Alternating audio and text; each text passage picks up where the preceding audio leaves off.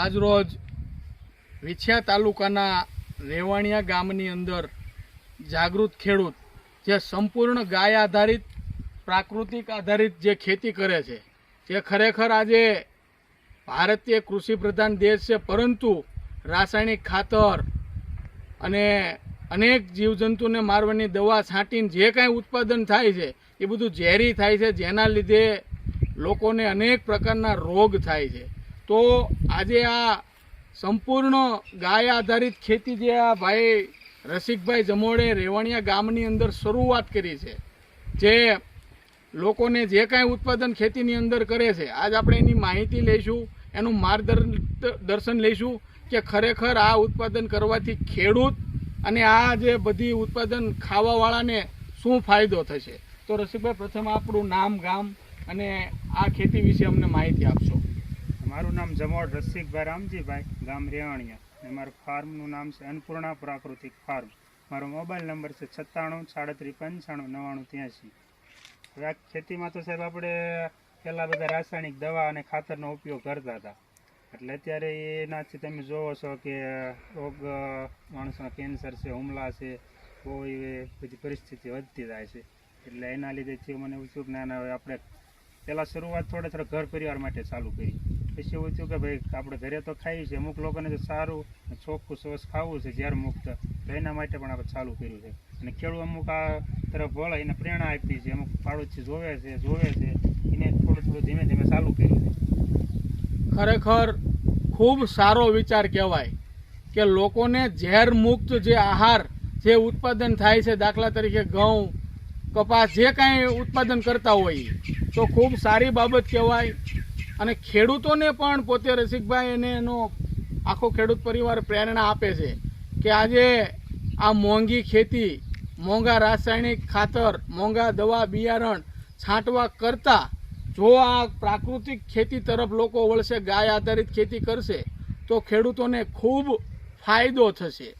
રસિકભાઈ, એક બાજુ આપણે ગાય આધારિત ખેતી અને જે આ દવા ના અંતે છાંટી છે રાસાયણિક, એમ બેમાં ઉત્પાદનમાં કેટલો તફાવત રહે છે ખેડૂતને? હવે જો ખેડૂત પહેલેથી તૈયારમાં હોય અને જાણેલું હોય તો એને લાંબો ફરક પડતો નથી।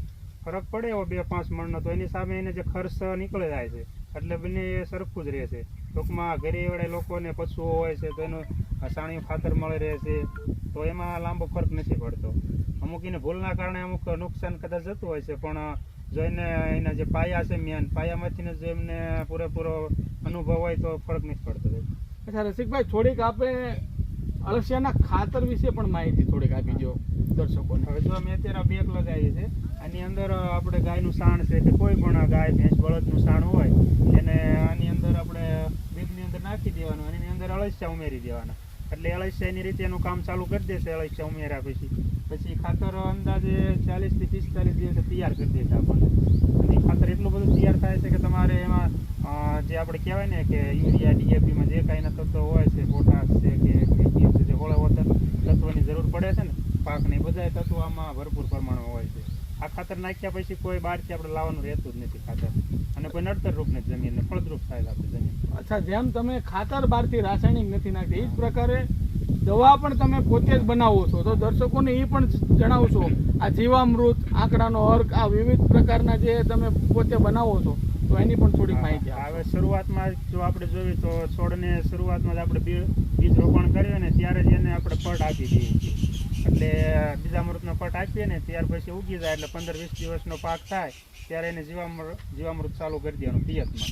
અને કોઈ રોગ જીવાત દેખાય તો શરૂઆતમાં આપણે લીમડાનો અર્ક છે, લીંબોળીમાંથી જે અર્ક કાઢેલો હોય ને એનો છંટકાવ કરીએ, ત્યાર પછી અજમાસ્ત્ર છે, અજમો છે, અને એની અંદર સૂંઠ છે, એવા બધા ટૂંકમાં પહેલેથી છંટકાવ કરી દેવાના, એટલે ઈયળનો કોઈ પ્રશ્ન રહેતો નથી।